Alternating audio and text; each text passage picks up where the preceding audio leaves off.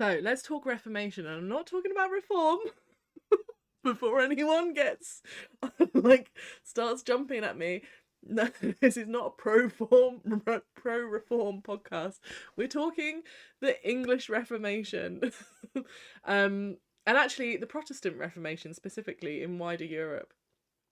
So we've already talked about the history of theatre in ancient Greece, ancient Rome, then coming into the medieval period, and then hot on the end tail of the medieval period, we have the Reformation. So the Reformation in England, for those who, for whom, for whom their school history lessons are a long way away, because they were for me, and I had to look this up. It begins with Henry VIII and his break from Rome to establish the Anglican Church. So Henry had some problems. He didn't like the amount of power that Rome had over England, and for various reasons, one of which was just, I want to marry a new woman. He chooses to break from Rome. In wider Europe, I would also like to just point out that Protestantism had also been around for a while. So we have like Martin Luther's publication of the 95 Thesis in 1517 marks the kind of start of the European Protestant Reformation, and it marks the start of a shift in power for Europe. So Catholic no longer has like supreme power over Europe's divine soul. And now people are talking about it, they're questioning it. There's a rise in humanism. And there's a bit of toing and froing after King Henry dies. So he closes all the Catholic churches, makes it like real bad for the Catholics for a bit. Takes all of the wealth, puts it into the new Church of England. And then Queen Mary comes to the throne. So he's old. No, well, actually, Edward comes first, then Queen Mary. And she tries to re-establish Catholicism for a bit. There's a bit of like toing and froing. Her matrial lineage is like Catholic Spain. So you know she's trying to like kind of bring England back to the Catholic Church, but then literally her sister literally takes the throne from her. Elizabeth comes to power, like literally snatches it off Queen Mary, like um, and swings back hard in favour of Protestantism. So the Catholics once again have a real bad time. And in lots of countries, Protestantism, they're not a fan of the church, right? So in the medieval period, we talked about how most of the theatre was a vehicle for Catholicism to establish power and to teach people about its doctrine. So obviously the Protestants are like, hell no. Like that is out. So in many countries that have become like strictly governed, Lizzie Lizzie Prime, Queen Elizabeth I, who I'm now calling Lizzie Prime, in 1558 basically bans all religious plays from England. She's like, no, not in my neck of the woods. We're not having any of that. So she silences the cycle plays by the 1580s, pretty much altogether. Some of them still survive and come back later on after that ban is lifted, but for now, no more religious plays. So something similar happens in other parts of Europe, right? So in the Netherlands in 1939, they ban religious plays as well, and Paris in 1548. We even see so this was a huge political shift for Europe. The Reformation. So we even see that religious plays are banned in the Papal States in 1548, which is like like the part of the land where like literally owned by the Catholic Church. So even there we're seeing religious plays become like a no. And it's partly because they become a hot ground for people for debate, and the church doesn't want people debating them, they just want them to agree with them. But also because with the rise of Protestantism, people are like, no, we're done kind of taking the rhetoric of the Catholic Church, we have a more human interpretation of what is in the Bible. So we're going to stick with that for now. And you start to see for the first time translations as well of biblical texts, which is also very interesting, but not what we're here to talk about. So it marks a shift anyway for theatre into a kind of more secular pastime. So it's no longer just church. Now it's entertainment. That's its primary purpose. And it makes a shift with theatre also being seen as something that is like moral and good. Is part of the English culture, and instead, like, because it's just here to entertain us, we start to just watch the stuff that we want to watch. So it becomes quite bawdy, quite decadent, and women still aren't allowed to perform. but if they are involved, they're often like thought of basically as prostitutes. Women aren't allowed to earn a living from entertaining people unless they're whores in this period of English history, and that's, you know, something that we should come to terms with, reckon with at some point. But the women are on stage, right? And we all know that women at this period in time are played by boys. And actually, it's one of the reasons you see a lot of plays, like Shakespeare's Twelfth Night is a great example, where plays have like the main character is a woman dressed as a boy. And one of the reasons that becomes so popular as like a theatre thing is because it allowed the boy who was playing the woman, but who was growing older and older, and his voice was getting lower and lower, and he was getting hair in strange new places, and maybe he wouldn't be that convincing as a woman for too long. He was able to then transition into a male role because he would spend most of the play dressed as a man. So it would allow those boys who had been trained as young female actors to make a kind of career move into then playing male actors and playing the male leads by having like a kind of transition cross-dressing phase. So at this point, no women, but cross-dressing all over the place. So that's fun. And also double cross-dressing, because people are cross-dressing as people cross-dressing. It's wild. It's like, there's like levels of drag in there. So yeah, so it becomes like this kind of like very bawdy, very comical, lots of farce. So like, you know, in the medieval period, farce was one of the types of theatre that exists. And since the cycle plays and morality plays are no longer allowed, lots of people just lean in real hard into the comedy. So, and that kind of establishes, I think, the British sense of humour of like, oops, Vicar, where's your knickers kind of vibes. And we also see playwrights begin to take some influence from commedia dell'arte again. So those Roman archetypes kind of have like a revision in popularity. So we have like recognizable tropes in the stories like that we see it in Shakespeare, we see it in Ben Jonson, and other writers of this period. So you have like the lovers, and they're often like torn apart by some twist of fate or are working to get back to each other. And then you also have like the zanny, so it's like those clever servants who are like tricksters. They sometimes have like fatal flaws, and they're there to provide comic relief in between like the really serious, heavy drama. You know, it's the Rosencrantz and Guildenstern of it all. So they're there for like the comic relief for the crowds. But we also see that not every story, for the first time, not every story has to have a moral payoff, right? So God is banned from theatres at this point for the first time in the history of theatre, certainly in England, and for a lot of Europe. You know, this is not an offering to the gods like it was in Greece and Rome. And this is not teaching you about the religious doctrine. This is now just stories about people and stories about heroes.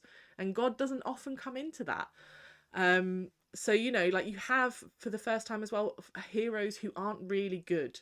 So, you know, they're still noble, but they're not necessarily morally black and white. So you have like Hamlet, for example, is a hero who is flawed. He's selfish. He realises his flaws only at the moment of his death, but he does realise them, and he has that kind of reckoning within his soul of what revenge has taken him to.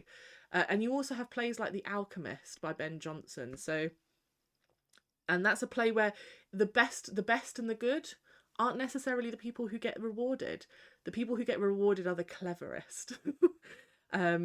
So, you know, in order to win in Reformation theatre, you just have to be the cleverest. You have to out-trick everyone. So it's also marking a shift in what society is valuing. Like society is beginning to value, and I think that's something that comes with humanist teachings of Protestants versus Catholics. Catholic is very mythical, and I say this as a person raised Catholic. Catholicism is very heavy in terms of mysticism, and my experience of Protestantism is it is more human, and there is more interpretation. And I think you see that in reflected in the theatre that is telling the story about the humans at the time of the Reformation. Um, but also, like, to audience experience of Reformation theatre is that even in like so we have start to have some permanent spaces, like the Globe Theatre, for example, but you can see how tightly people are packed in these spaces, right? So the crowds are loud, it's full of people selling stuff as well, and people would come and go. You wouldn't necessarily stay for a whole play. People would come and go. And you know, they'd sell whatever the medieval kind of Reformation equivalent of like a hot dog in a baseball stand stadium is. They'd be like selling meat, street meat. Pies, it'd probably be pies. So yeah, so like also plays start to accommodate that kind of crowded loud sound. So if you miss an important line of dialogue, don't worry, because it will be repeated more than once. Sometimes more than twice. If it's really important information, playwrights will give it to you multiple times. And actually, the game for writers at this time, like Shakespeare, like Johnson, it's not who can tell the best story, but it's who can tell the best story 4 or 5 times and keep the crowd entertained each time. So it's a sharp contrast to theatre etiquette today, where, you know, like everyone's like, oh God, do you think it's okay if I like open this like Werther's original really quietly, like one crinkle at a time?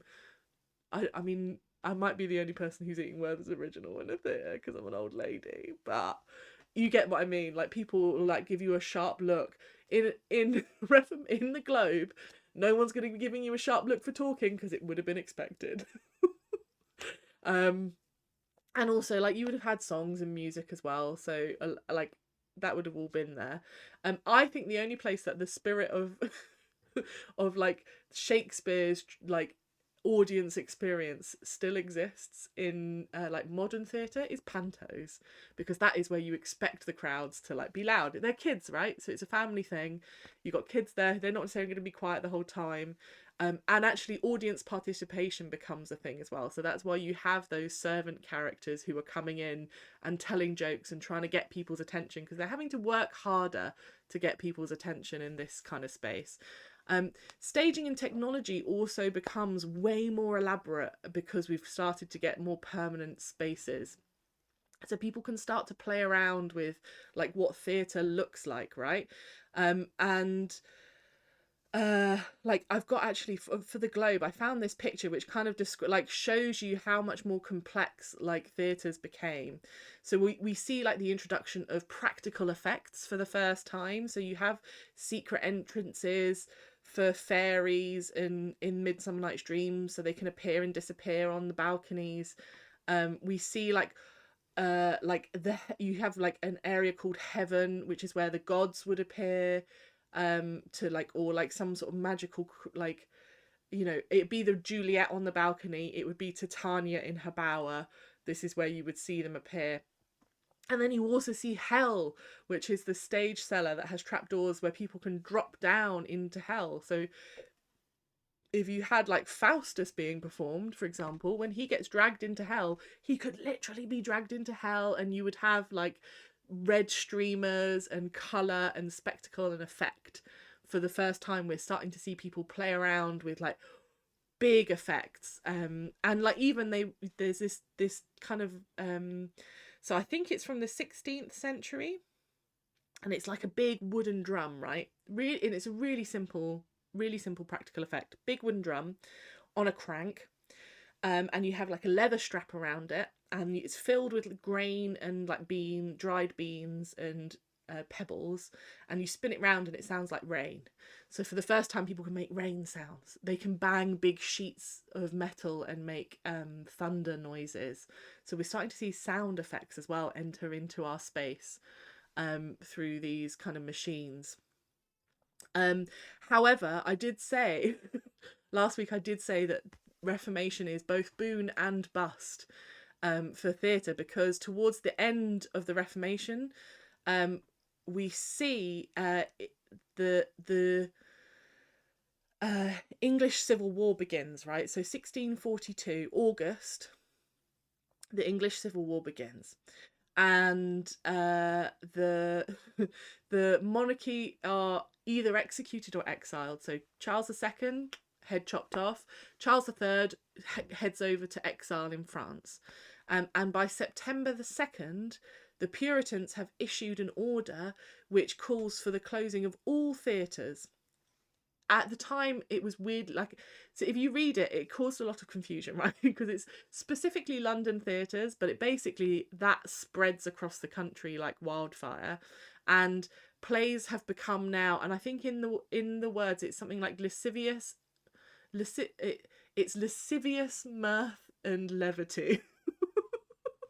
So it's like, you know, it's like this insidious bad, like, it'll tempt you away from the path of the great and the good.